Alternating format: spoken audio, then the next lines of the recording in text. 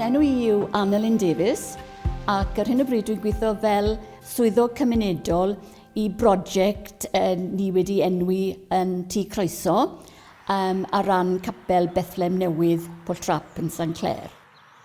Gwnaethpwyd y cais i'r rhaglen arloesi a buddsoddi yr Undeb yr Annibynwyr I gael grant I gyflogi swyddog cymunedol I gysylltu gyda'r gymuned mwyn wneud gwaith dyngarol a helpu yn ymarferol yn lleol.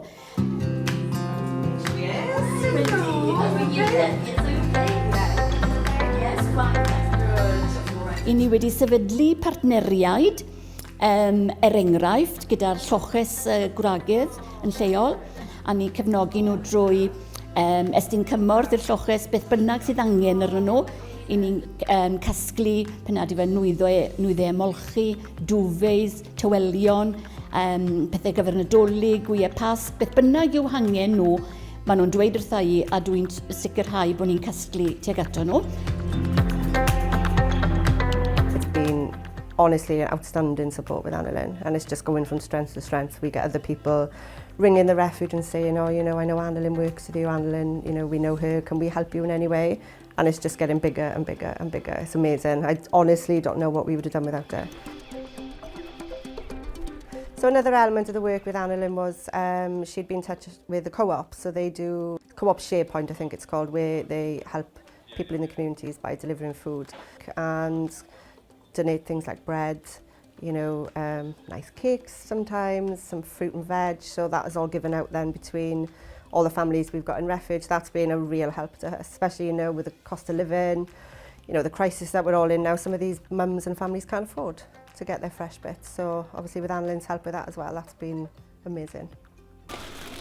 Dyma ni te, fe wedi casglu bwyd o'r co-op ar gyfer y food share a mae bob math o bethau yma heddi, bara, ffrwythau, llysiau a wedyn byddai'n mynd lan ag i'r lloches.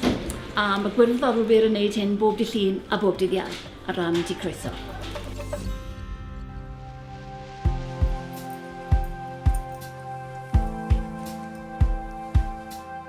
My name is Vicky Thomas. I work for Plant Dewi. We take donations in of all kinds of things, prams, Moses baskets, baby baths, clothes. We do up to 0 to 12 months.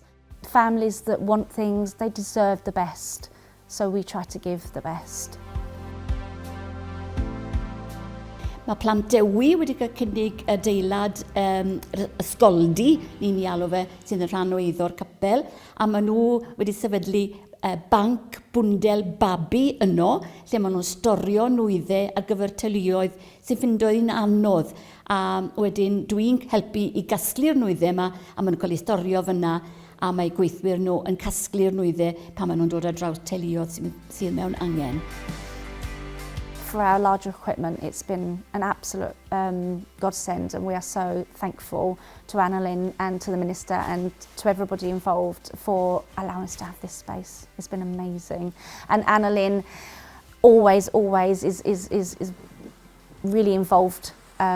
She collects donations from the parish around, and she'll give us a ring and say, we've got things to give to you. So we'll just get everything out of the car and put it into our car. So, and she does that a lot. So she's really, really involved.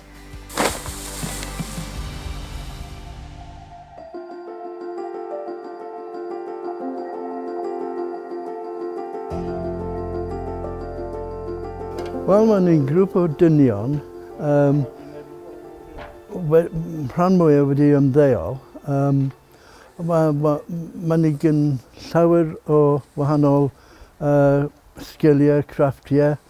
Mae Paul ma yn troi coed, turning. Mae Lawrence yn dda hefyd efo coed. Ond oedd y dynion ddim efo'r lle I cyfarfod, I cwrdd I sgwrsio am wahanol problemau personol.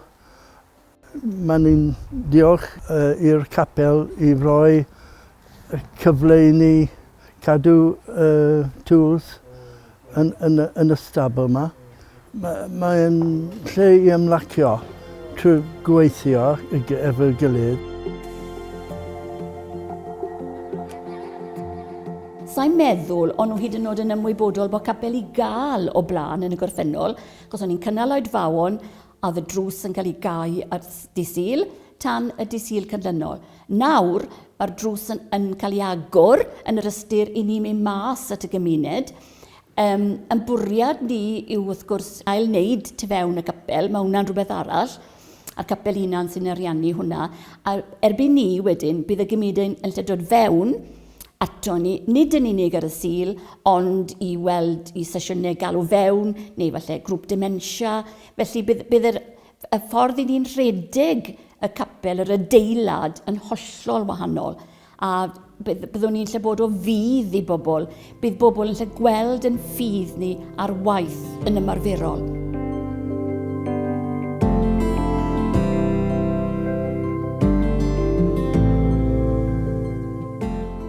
Wel, a dyma ni, fewn yn capel Bethlem Newydd San Clêr, a fel ych chi'n gweld, mae yna waith mawr ar droed yma, a dyma'r tro cynta i fi fod mewn yma, ers i'r gwaith yma ddechrau.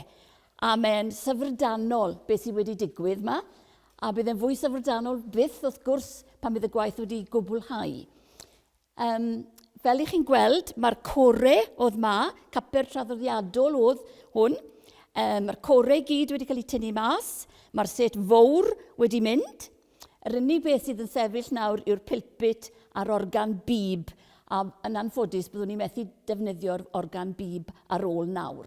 Mae'n amser cyffroes tu hwnt ar gyfer y dyfodol, achos bydd da ni lle byddwn ni'n lle cynnal oedfawon, lle byddwn ni'n lle gwahodd y gymuned i ddod i fewn, i fwynhau gyda ni ar adegau gwahanol i'r siliau.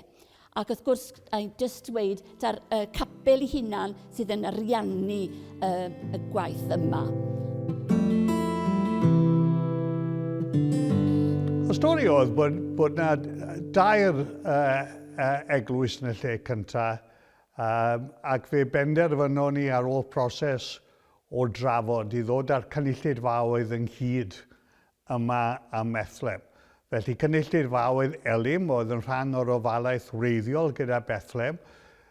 Cynulleidfa Capel Mair oedd yn gapel oedd wedi ddatblygu yn San Clêr Isa. Mae penderfynu gwerthu y ddau adeilad, ond dod o'r cynulleidfaoedd ynghyd. Felly mae cynulleidfa Capel Mair a cynulleidfa Elim yma o hyd, ond dim ond un capel. Y penderfyniad oedd creu safle hwylus i'r cynulleidfaoedd hynny gwrdd. A mae'n bwysig, dwi'n credu, i gofio mae capel yw hwn yn y lle cyntaf. I ni'n agor y drysau nawr i'r gymuned. Mae hefyd yn mynd i fod yn ganolfan ar gyfer gweithgareddau trwy gyfrwng y Gymraeg. Ond capel a ddoldi yw yn y lle cyntaf cartre i dair cynulleidfa sydd wedi dod at ei gilydd.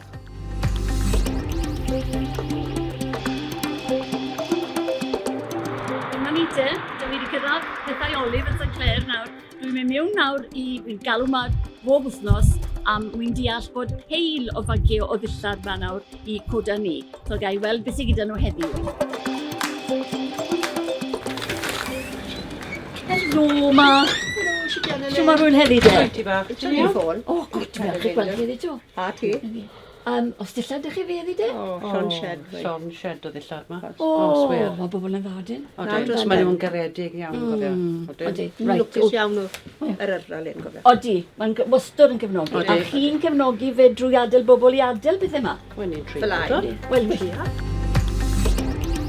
Wel, dwi'n gobeithio drwy weld yn stori ni bod ni'n medru ysbrydoli eraill i wneud rhywbeth bach tebyg. Byd o ti galoni? A mae'n rhaid i weid, dwi ddim yn credu bod undeb ar annibynwyr wedi cael y clod. Mae'n heiddi am hyn, oherwydd yn sicr o'n rhan ni, mae wedi caniatáu i ni gael gweithraig yn y gymuned, swyddog cymunedol, sy'n golygu yn bod ni yn gwneud pethau na gen i ddim erioed wedi wneud o'r blaen fel eglwysi. Mae'r ofalaeth yn parhau o ran Bethlem Newydd a Gibeon, ac mae'r cysylltiadau mae Annalyn wedi gallu wneud yn bethau na fydden nhw byth wedi digwydd. Mae'r ffaith bod beth i ni'n wneud yn llwyddiant, i ni yn helpu bobl tu fas, ni yn denu bobl eraill i ddod ato ni, a mae yna lot fawr o siarad a werthfawrogiad o beth sydd yn ymlaen, a brwdfrydedd. Beth i ni hefyd wedi llwyddo i wneud, fi'n credu, sy'n bwysig, i ni di enyn brwdfrydedd yn ein haelodau ni. A mae'r capel yn fwy byw, ac i ni nawr, mae bobl tu fas a'r aelodau ni yn gweld pwrpas i beth i ni'n wneud.